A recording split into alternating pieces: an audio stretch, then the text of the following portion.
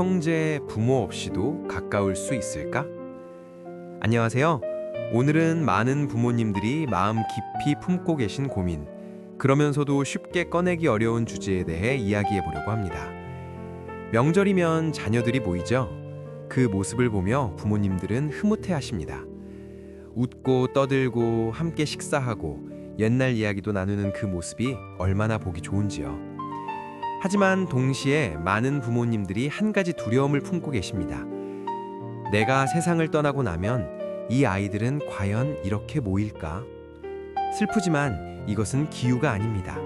실제로 부모님이 돌아가신 후 형제자매가 서먹해지고 연락이 뜸해지고 심지어 상속 문제로 원수가 되는 일까지 벌어지곤 합니다. 이것은 우리나라만의 문제가 아닙니다. 동서고금을 막론하고 관찰되는 현상이죠. 가족 사회학자들은 이를 구조적 해체라고 부릅니다. 그렇다면 왜 이런 일이 벌어지는 걸까요? 가족 사회학에는 킨키퍼라는 개념이 있습니다. 영어로 킨키퍼, 직역하면 혈연 관리자 정도 되겠네요. 대부분의 가정에서 이 역할은 부모님, 특히 어머니가 담당합니다. 생각해 보세요. 큰아들의 승진 소식을 작은 딸에게 전하는 사람은 누구입니까? 막내가 결혼 준비한다는 소식을 형제들에게 알리는 사람은 누구입니까? 언니, 요즘 동생한테 전화 좀 해봐 라고 넌지시 중재하는 사람은 누구입니까? 바로 부모님입니다. 자전거 바퀴를 떠올려 보세요. 중앙에 허브가 있고 그 주변으로 바퀴살들이 뻗어나가 있죠. 부모님이 바로 그 허브입니다. 모든 정보와 감정, 관심과 배려가 부모님을 통해 흐릅니다. 그런데 그 허브가 사라지면 어떻게 될까요? 바퀴살들은 서로를 연결할 힘을 잃고 각자의 가정이라는 원심력에 의해 멀어지게 됩니다. 어느 날 갑자기 형제들이 나빠진 게 아닙니다. 그들을 이어주던 보이지 않는 끈이 사라진 것뿐입니다. 또 하나의 이유가 있습니다. 부모님이 살아계실 때는 형제 사이에 갈등이 있어도 참습니다. 부모님 마음 아프시게 하면 안 돼 라는 생각 때문이죠. 어릴 적 동생이 형 것을 뺏어도 형이 공부 못한다고 놀려도 부모님 앞에서는 착한 자녀로 살아갑니다. 서운함을 억누르고 비교당하는 아픔을 숨기고 불공평하다는 생각을 유예합니다. 그런데 부모님이라는 중재자가 사라지는 순간 그동안 쌓였던 모든 것들이 터져나옵니다. 엄마는 항상 네 편만 들었잖아. 아버지는 너만 예뻐하셨어. 내가 얼마나 희생했는데 너는 편하게만 살았잖아. 상속 문제가 촉매제가 됩니다. 겉으로는 재산 분배의 공정성을 따지지만 사실은 어린 시절부터 쌓여인 감정적 빚을 청산하려는 것입니다. 실제로 어느 상담 사례를 들어보니 3남매가 부모님 재산을 3등분 하는데 합의했음에도 불구하고 법정까지 간 경우가 있었습니다. 왜였을까요? 둘째 딸이 언니는 대학 등록금을 더 받았으니 그만큼을 빼야 공평하다고 주장했기 때문입니다. 금액이 문제가 아니었습니다.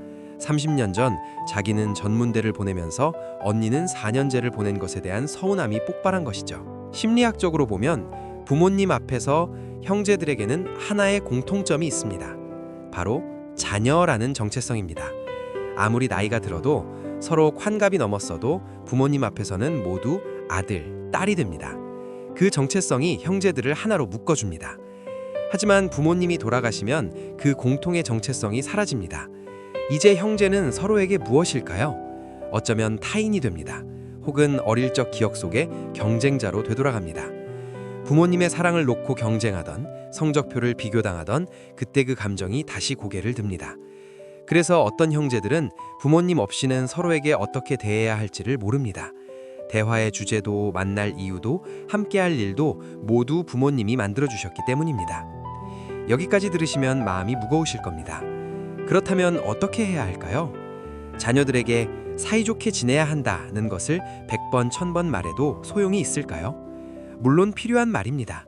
하지만 충분하지 않습니다. 가족학자들이 제안하는 더 효과적인 방법이 있습니다. 바로 부모님이 생전에 구조를 만들어주는 것입니다. 말로만이 아니라 실제로 형제들이 부모 없이도 가까울 수 있는 시스템을 만들어주는 거죠. 첫째, 형제들끼리만의 연결고리를 만들어주세요.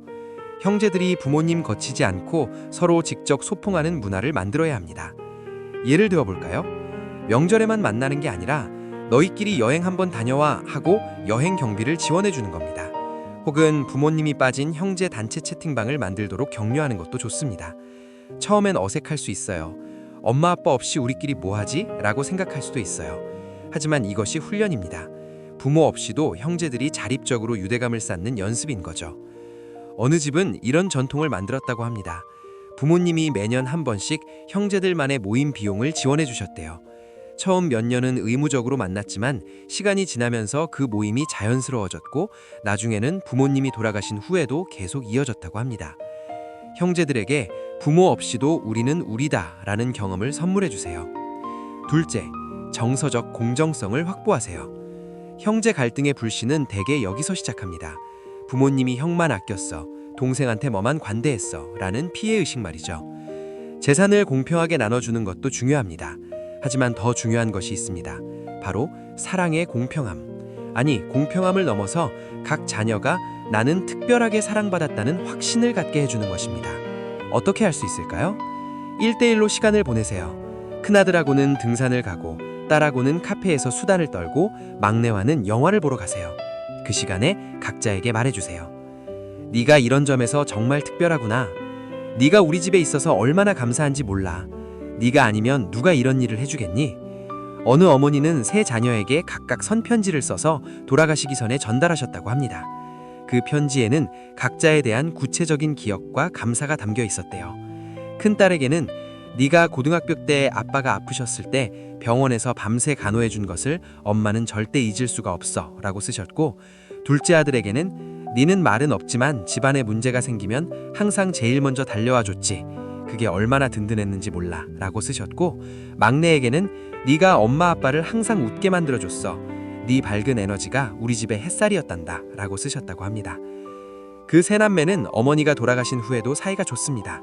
왜 그럴까요? 각자가 자기만의 방식으로 특별하게 사랑받았다는 것을 알기 때문이죠. 비교할 필요가 없는 거죠.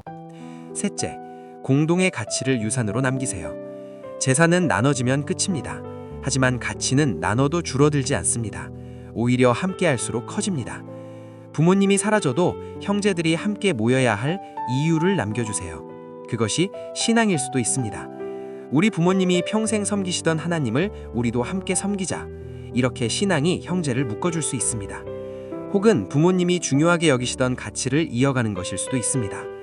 어떤 집은 돌아가신 부모님의 이름으로 매년 장학금을 지급합니다. 형제들이 모여서 장학생을 선발하고 시상식에 함께 참석합니다. 부모님의 뜻을 이어가는 그 일이 형제들을 동료로 만듭니다. 또 어떤 집은 부모님이 평생 해오시던 자선 활동을 형제들이 이어받았습니다. 매 분기마다 모여서 기부처를 정하고 직접 봉사활동도 하고요.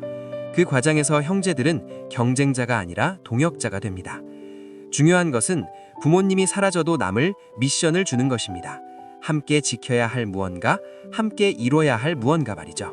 마무리하며, 사랑하는 여러분, 오늘 이야기가 무겁게 느껴지셨을 수도 있습니다. 하지만 이것은 피할 수 없는 현실입니다. 부모가 세상을 떠나면 형제는 멀어지는 경향이 있습니다. 이것은 누구의 잘못도 아닙니다. 구조적인 문제입니다. 하지만 희망이 있습니다. 부모님이 생전에 의도적으로 준비하면 그 구조를 바꿀 수 있습니다.